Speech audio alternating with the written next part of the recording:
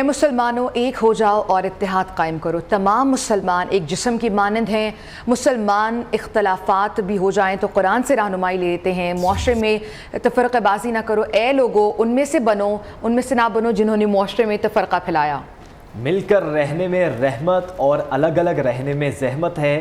اتحاد اور اتفاق پیدا کرنا ہر مسلمان کا فرض ہے۔ مسلمانوں اللہ کی حدود کی حفاظت کرو، تجاوز نہ کرو۔ جو تقوی اختیار کرے گا وہی جنتی ہوگا۔ شیطان انسانوں کے درمیان پھوٹ ڈالتا ہے۔ برائی کے کاموں میں کسی کا ساتھ نہ دو۔ مسجد نمرہ میں شیخ ڈاکٹر یوسف بن محمد نے خطبہ حج دیا۔ مزید فرمایا کہ حج کا مقدس اجتماع پیغام ہے کہ مل جل کر رہیں، نفرت کے بجائے محبت کا پیغام پھیلاؤ۔ باطل کو مٹنا ہے، اسلام کو ہمیشہ زندہ رہنا ہے۔ حقیقی حکمران اللہ کی ذات ہے۔ لبیک اللہم لبیک، اے اللہ میں حاضر ہوں۔ حج کے رکن اعظم وقوفہ عرفہ کے روح پرور مناظر، لاکھوں عازمین نے خطبہ حج سنا۔ حجاج کرام نے ظہر اور عصر کی نماز ایک ساتھ ادا کی۔ عصر اور مغرب کے درمیان وقوف ہوگا۔ غروب آفتاب کے بعد حجاج کرام مزدلفہ روانہ ہو جائیں گے، جہاں مغرب اور عشاء کی نمازیں ایک ساتھ ادا کریں گے۔ دنیا بھر سے آئے لاکھوں فرزندان اسلام رات کھلے آسمان تلے قیام کے بعد کل نماز فجر کی ادائیگی کے بعد منا پہنچیں گے۔ حجاج کرام جمرات میں شیطان کو کنکریاں مارنے اور قربانی کے بعد سر منڈوا کر احرام کھول دیں گے۔ وزیر اعظم شہباز شریف کا MD-IMF سے ٹیلی فونک رابطہ ہوا ہے۔ قرض پروگرام کی جلد بحالی سے متعلق تبادلہ خیال کیا گیا ہے۔ کرسٹلینا جارجیا کا پاکستان کی معاشی ٹیم کی قرض کے لیے کوششوں کی تعریف۔ وزیر اعظم نے معاشی صورتحال کی بہتری کے اہداف مشترکہ کوششوں سے حاصل کرنے کے عزم کا اعادہ بھی کیا۔ IMF کی MD نے کہا کہ پاکستان کی معاشی صورتحال کی بہتری چاہتے ہیں۔ وزیر اعظم شہباز شریف کے قائدانہ عزم کو بھی سراہا کیا۔ آپ کو اپڈیٹ کر رہے ہیں، وزیر اعظم شہباز شریف کا MD-IMF سے ٹیلی فونک رابطہ ہوا۔ قرض پروگرام کی بحالی سے متعلق تبادلہ خیال ہوا۔ کرسٹالینا جارجیوا کا پاکستان کی معاشی ٹیم کے قرض کے لیے کوششوں کی تعریف کی گئی۔ وزیر اعظم نے معاشی صورتحال کی بہتری کے لیے اہداف مشترکہ کوششوں سے حاصل کرنے کے عزم کا اعادہ کیا، جبکہ IMF کی MD نے کہا کہ پاکستان کی معاشی صورتحال کی بہتری چاہتے ہیں۔ وزیر اعظم شہباز شریف کے قائدانہ عزم کو بھی سراہا گیا۔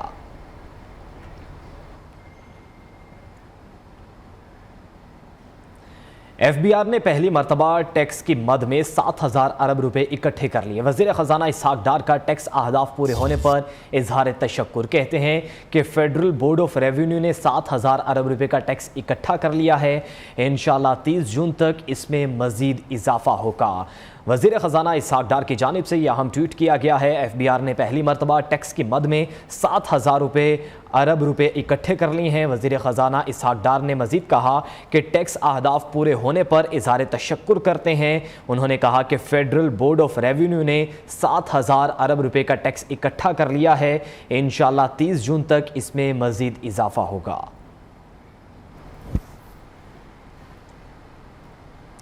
اور اب یہ خبر کہ خام تیل سے لدا دوسرا روسی جہاز بھی کراچی پورٹ پہنچ گیا ہے۔ جہاز 55,000 میٹرک ٹن خام تیل لے کر کراچی پہنچا ہے۔ روسی جہاز سے تیل کی منتقلی کا عمل کل شروع کیے جانے کا امکان ہے۔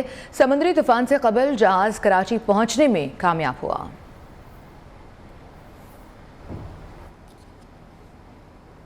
آگے بڑھیں، آپ کو بتائیں کہ سپریم کورٹ نے فوجی عدالتوں کی کارروائی روکنے کی استدعا مسترد کر دی۔ سمجھ سے باہر ہے، جب کسی کے خلاف ثبوت نہیں تو فوج اسے گرفتار کیسے کر سکتی ہے؟ کسی کے خلاف شواہد نہ ہونے پر کارروائی کرنا تو مضحکہ خیز ہے۔ چیف جسٹس عمر عطا بندیال کے فوجی عدالتوں میں سویلینز کے ٹرائل سے متعلق کیس میں ریمارکس۔ کیا موجودہ ملزمان میں سزائے موت کا کوئی ملزم ہے؟ چیف جسٹس کا مکالمہ۔ اٹارنی جنرل نے کہا کہ سزائے موت صرف غیر ملکی رابطوں کی صورت میں ہو سکتی ہے، ایسے کوئی شواہد نہیں۔ اس وقت 102 ملزمان ملٹری تحویل میں ہیں۔ ملزمان کو گھر والوں سے فون پر بات کرنے، ہفتے میں ایک بار ملاقات کی اجازت ہوگی۔ جسٹس عائشہ ملک نے کہا، کیوں خفیہ رکھا جا رہا ہے کہ 102 ملزمان کون کون سے ہیں؟ کیوں حراست میں موجود لوگوں کی فہرست پبلک نہیں کر دیتے؟ سماعت غیر معینہ مدت تک کے لیے ملتوی کر دی گئی۔ چیف جسٹس عمر عطا بندیال کی سربراہی میں 6 رکنی لارجر بینچ نے درخواستوں پر سماعت کی۔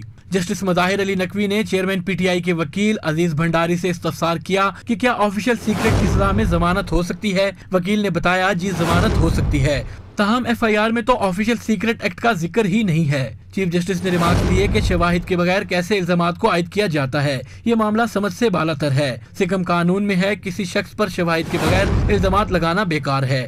اٹارنی جنرل سے ایسی معلومات منگوائی ہیں جو تمام والدین کے لیے فائدہ مند ہیں۔ جسٹس یحییٰ آفریدی نے ریمارکس دیے کہ آئی ایس پی آر کی گزشتہ روز کی پریس کانفرنس کے بعد صورتحال بالکل واضح ہے۔ اٹارنی جنرل نے کہا کہ ابھی جو کارروائی چل رہی ہے وہ فوج کے اندر سے معاونت کے الزام کی ہے۔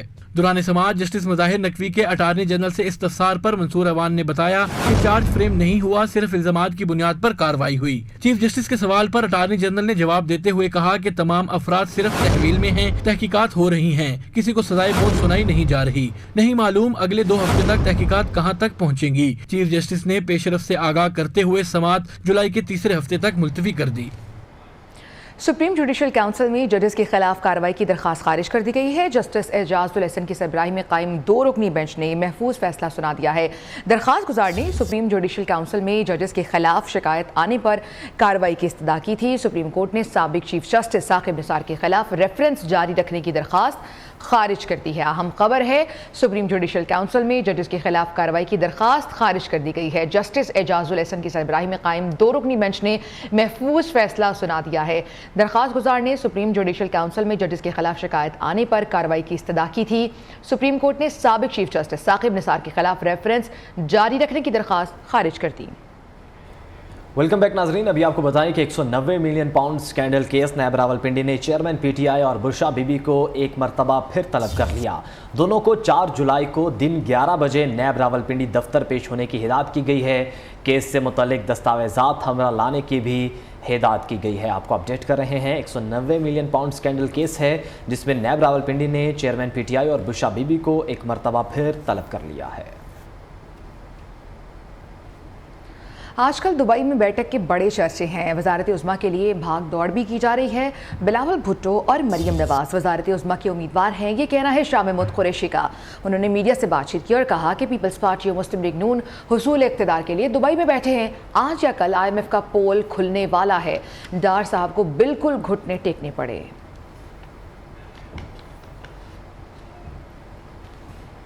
سابق وفاقی وزیر نذر محمد گوندل کا پی ٹی آئی سے لا تعلقی کا اعلان، کہتے ہیں کہ اداروں کے ساتھ تصادم کی سیاست پر یقین نہیں رکھتا۔ 9 مئی کے پرتشدد واقعات کی مذمت کرتا ہوں۔ چیئرمین پی ٹی آئی منفی سیاست کر رہے ہیں جو ملکی مفاد میں نہیں ہے۔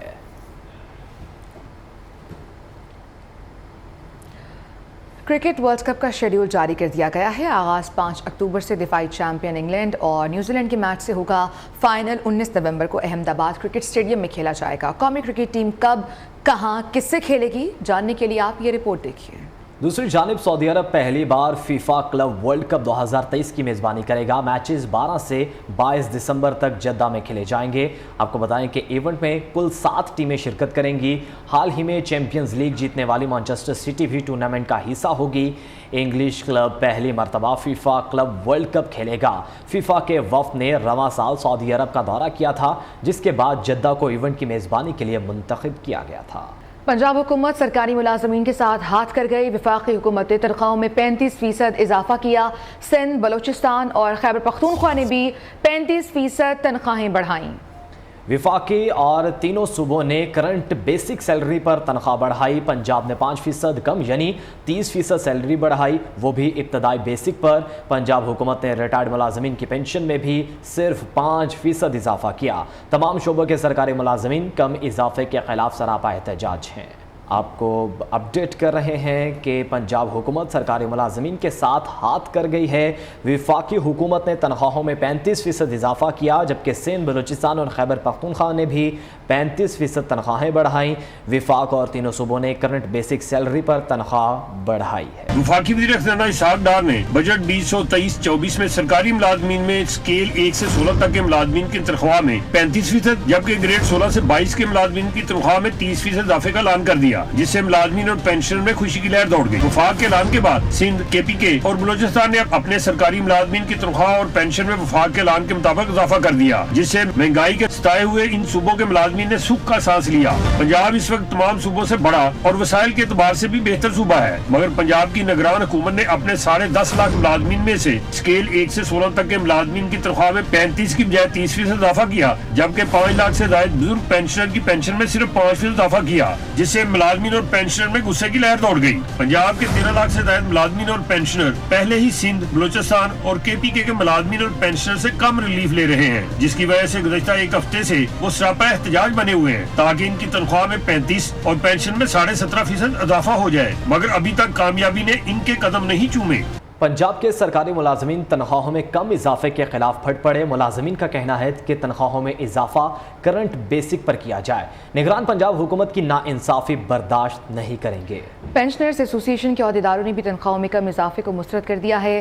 پینشنرز ایسوسی ایشن کے سرپرست اعلیٰ سراج الدین ثاقب کا کہنا ہے کہ پنجاب حکومت نے ملازمین کے ساتھ ناانصافی کی ہے. پینشن میں 5% اضافہ مذاق ہے. صدر PRTC پینشنرز ایسوسی ایشن جان محمد کاشف کا کہنا ہے کہ پنجاب حکومت نے وفاق کے الٹ کام کیا ہے. عید کے بعد بھرپور احتجاج کریں گے اور دھرنا دینے کا اعلان بھی کر دیا ہے. پروفیسر خالد پراچا کہتے ہیں کہ نگران حکومت نے سرکاری ملازمین کے حق پر ڈاکہ ڈالا ہے.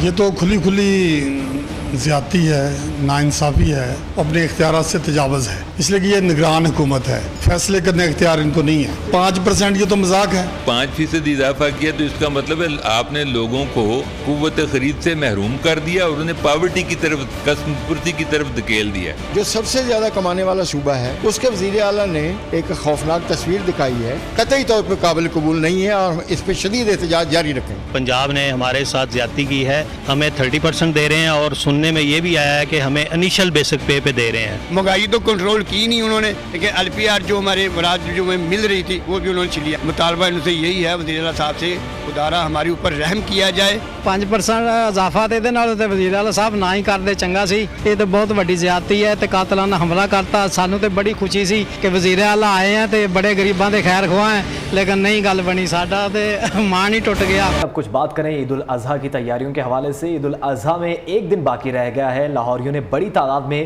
مویشی منڈیوں کا رخ کر لیا, لیکن گزشتہ روز کی بارش کے بعد انتظامیہ کے دعوے دھرے کے دھرے رہ گئے ہیں. خریداروں اور بیپاریوں کو مشکلات کا سامنا ہے. مزید صورتحال بتائیں گے حافظ محبوب علی. جی بالکل, عید الاضحیٰ میں جو ہے وہ ایک دن باقی ہے. مختلف مویشی منڈیوں میں جو ہے وہ جانوروں کی خریداری کے لیے شہریوں کا رش جو ہے وہ کافی زیادہ بڑھ چکا ہے. اس وقت جو ہے وہ میں موجود ہوں ولنشیا ٹاؤن کی مویشی منڈی میں, جہاں پر جو ہے وہ لوگوں کو کافی زیادہ مشکلات کا سامنا کرنا پڑا. اس کی بنیادی وجہ گزشتہ روز ہونے والی بارش کے بعد جو ہے جگہ جگہ پانی موجود ہے, کچڑ ہی کچڑ ہے. انتظامیہ کی جانب سے جو ہے کوئی اقدامات نہیں کیے گئے. اور کیمرہ سلمان دکھا سکے جانور جو ہے وہ گندگی پر بیٹھنے پر مجبور ہیں, جس کی وجہ سے مختلف بیماریوں کا شکار ہو رہے ہیں. اس کے علاوہ یہاں پہ مچھر بہت زیادہ ہیں, بدبو اور تعفن پھیل رہا ہے, لیکن انتظامیہ کی جانب سے جو ہے کوئی ابھی تک یہاں پر جو ہے وہ انتظامات نہیں کیے گئے صفائی کے حوالے سے. اور یہاں پر جگہ جگہ جہاں پر جانور بندھے ہوئے ہیں وہاں پر دور دور تک یہی نظر آ رہا ہے کہ پانی ہی پانی اور کچڑ ہی کچڑ, جس کی وجہ سے کافی زیادہ مشکلات کا سامنا کرنا پڑا ہے. ہماری یہاں پہ بیماریوں سے بات ہوئی, ان کا کہنا تھا کہ یہاں پہ جو ہے پانی کی سہولیات نہیں ہے, نہ جانور پانی پی سکتے ہیں اور نہ انسانوں کے لیے یہاں پہ پانی کے انتظامات کیے گئے ہیں, جو کافی زیادہ مشکلات کا سامنا کرنا پڑتا ہے. انتظامیہ فوری طور پر جو ہے وہ سہولیات کے حوالے سے اقدامات کرے تاکہ یہاں پہ جو بیپاری آئے ہیں ان کے جانور بیمار نہ ہوں اور لوگ جو ہے سنت ابراہیمی کی ادائیگی کے لیے جو ہے وہ صحت مند جانور یہاں سے لے کر جائیں. جی تو ناظرین, گاڑی اور بائک واش سروس کے بارے میں تو سنا تھا, مگر کراچی میں قربانی کے جانوروں کی بھی سروس شروع کر دی گئی ہے. شہری اپنے خوبصورت جانوروں کو نہلانے کے لیے کار واش اسٹیشن پر تشریف لا رہے ہیں. شہری کہتے ہیں کہ جانور کو گرمی سے بچانے کے لیے نہلانا بہت ضروری ہے. سمیہ خورشید کی رپورٹ دیکھیے. کراچی میں اب صرف گاڑی یا بائک نہیں بلکہ قربانی کے جانوروں کی بھی واش سروس کروائیں. لیاقت آباد میں ایک ایسا سروس اسٹیشن موجود ہے جہاں پچھلے 10 سالوں سے قربانی کے جانوروں کی سروس کا کام انجام دیا جاتا ہے. شہریوں کا کہنا ہے کہ جانور کو شوق سے پالتے ہیں تو پھر اس کی دیکھ بھال میں کمی کیسے آنے دیں. ہم اپنے گائے کو سروس سینٹر میں نہلانے کے لیے لے کے آئے اور ہم بھی نہاتے رہتے ہیں. گرمی اتنی ہوتی ہے تو ہم بھی اپنے گائے کو نہلانے کے لیے لے کے آئے. اصل میں گرمی بھی بہت ہے اور کچھ یہ گندے بھی ہو جاتے ہیں راستے میں سفر میں, اور اس وجہ سے ان کو ذرا نہلانا دھلانا بھی صاف ستھرا رکھنا اچھی بات ہے ذرا, تاکہ جانوروں کو خوبصورت لگے. اتنے مہنگے خوبصورت جانور لاتے ہیں. سروس سینٹر کے انچارج صغیر شیخ کا کہنا ہے کہ سروس اسٹیشن میں جانوروں کو پورے اہتمام کے ساتھ نہلایا جاتا ہے. میں فی سبیل اللہ کام کر رہا ہوں, اس میں سرف ہے, محنت ہے, لیبر ہے, یہ سب کسی کے پیسے نہیں لیتا میں. تو یہ کیا ہے, یہ تو میرا جذبہ ہے نا کہ میں اللہ اس کا صلہ عوام نہیں دے گی, اللہ تعالیٰ دے گا. صغیر شیخ کا دعویٰ ہے کہ کراچی میں اس انوکھی سروس کی روایت انہوں نے ہی ڈالی ہے. شہر قائد میں مختلف مقامات پر گائے اور بکرا سروس عید الاضحیٰ کے مخصوص دنوں میں ہی کی جاتی ہے. دلدلا کے چمچما کے جانور سروس اسٹیشن سے گھر کو چلے. کیمرہ مین محمد ذوالفقار کے ساتھ سمیہ خورشید, نیو نیوز, کراچی. خواتین بھی جانوروں کی خرید و فروخت کے لیے میدان میں آ گئی ہیں. کراچی میں خواتین کی پہلی مویشی منڈی میں رونقیں دوبالا ہیں. بیوپاری خواتین کے ساتھ خواتین کی بحث و تکرار بھی جاری ہے. منفرد منڈی کا احوال بتا رہے ہیں محمد شہداز. اب کراچی میں خواتین بھی اپنے من پسند جانور خرید سکتی ہیں. شان مان ٹاؤن میں ایک ایسی منڈی لگی جو خاص کر خواتین کے لیے لگی, جہاں جانوروں کو فروخت کرنے والی بھی خواتین ہیں اور اسے خریدنے والی بھی. اچھا ہے, انتظام بھی اچھا ہے, باہر بھی سب ماشاءاللہ صحیح ہے, اور جانور بھی بہت اچھے ہیں گے. دور جانے سے بچ جائے انسان اگر چیز یہی مل جائے تو ماشاءاللہ سے. اور اچھی شروعات کی ہے. یہ ناردرن والا سائڈ جو ہم لوگ آج کل یوز نہیں کر رہے, کوئی بھی یوز نہیں کر رہا. سو آج ہم لوگ اسی لیے اسپیشلی وزٹ کرنے آئے تھے میرے میٹرنل کی طرف سے کہ اگر ہماری بات یہاں بنتی ہے, my brother is just about to come, so ہم یہاں سے کچھ نہ کچھ فائنل کر کے جائیں گے. اس منڈی کو قائم کرنے والی خاتون رقیہ فرید کہتی ہیں کہ اس منڈی کو ایسی خواتین کے لیے لگایا گیا ہے جو منڈی جا کر جانور نہیں خرید سکتی تھیں. یہاں پر خواتین موجود ہیں, وزٹ کر رہی ہیں, بہت سیکیور ماحول ہے اور پردے دار خواتین کی میجورٹی زیادہ آ رہی ہے. ایسی خواتین جن کے محرم نہیں ہیں, جن کے باپ بھائی بیرون ملک ہوتے ہیں, وہ قربانی کے فریضے سے محروم رہ جاتی تھیں. ان کے لیے ہم نے یہ ایک مویشی منڈی آرگنائز کی ہے. جن کے محرم ہیں وہ محرم کے ساتھ آ رہی ہیں, اور جن کے محرم نہیں ہیں وہ بغیر محرم کے ایزیلی اپنا قربانی کا جانور من پسند لے کر جا رہی ہیں. جہاں خواتین اس منڈی کے انعقاد کو سہرا رہی ہیں تو وہیں مرد حضرات بھی اس منڈی کے انعقاد پر خوشی کا اظہار کرتے ہیں اور اپنی فیملی کے ہمراہ یہاں آ کر جانور خریدتے ہیں. کیمرہ مین شاہد ستار کے ساتھ محمد شہود, نیو نیوز, کراچی. کراچی میں عید قربان کی آمد منڈی میں تیزی کے ساتھ ساتھ شہر میں قربانی کے جانوروں کی لوٹ مار کا سلسلہ زور پکڑ لیا ہے. چند روز قربانی کے لیے لائے گئے کروڑوں روپے کے 82 مویشی چوری کر لیے گئے. مزید تفصیلات عبید شاہ کی رپورٹ میں. تھانہ ملیر کینٹ کی حدود میں واقع فارم ہاؤس سے 12 بڑے مویشی چوری ہو گئے. سعود آباد ملیر RCT گراؤنڈ کے قریب سے 4 بکرے چوری ہوئے. کورنگی سیکٹر 50K میں گھر سے ملزمان 4 بکرے لے اڑے. اجمیر نگری نارتھ کراچی سیکٹر 2 سے 3 بڑے جانور لاپتہ. نارتھ کراچی رکشا اسٹینڈ کے قریب سے ایک گائے چوری ہو گئی. بلدیہ ٹاؤن 5.5 نمبر سے قربانی کا بیل چوروں کے ہتھے چڑھ گیا. کورنگی کیٹل کالونی سیکٹر 9 سے گائے چوری ہوئی. North Karachi sector 7A plot سے 40 بکرے چوری ہوئے. عزیز آباد سے دکان کا شٹر کاٹ کر 2 بکرے چوری کر لیے گئے. فریڈ تھانے کے قریب فلیٹ سے 3.5 لاکھ روپے مالیت کی گائے چوری کر لی گئی. گلشن اقبال بلاک 10 گھر کے باہر بندی گائے ملزمان گاڑی میں ڈال کر لے گئے. اقبال مارکیٹ کے علاقے اورنگی ٹاؤن سے سیکٹر 11.5 میں ملزمان 4 قربانی کے جانور اسلحے کے زور پر لوٹ کر لے گئے. اورنگی ٹاؤن کے علاقے بلوچ گوٹ سے ملزمان دکان میں بندے قربانی کے 5 جانور چوری کر لے گئے. گلشن اقبال اور فریئر کے علاقے سے چوری ہونے والی 2 گائیں شہریوں نے برآمد کر لیں. بیشتر مویشیوں کی چوری کے واقعات پولیس نے رپورٹ درج کرنا ہی چھوڑ دیے. عبید شاہ, نیو نیوز, کراچی. عید الاضحیٰ پر دہشت گردی کا بڑا منصوبہ ناکام بنا دیا گیا ہے. 3 حساس شہروں سے داعش خاتون سمیت 9 دہشت گرد گرفتار کیے گئے ہیں. انٹیلیجنس بیسڈ کارروائی ملتان, بہاولپور اور DG خان میں کی گئی. دہشت گردوں سے ہینڈ گرینیڈ, خودکش جیکٹس بنانے کا سامان اور نقدی برآمد کیا گیا. دہشت گردوں کی شناخت عدنان, عبدالحلیم, شیراز, بلقیس, عمر بن خالد کے نام سے ہوئی ہے.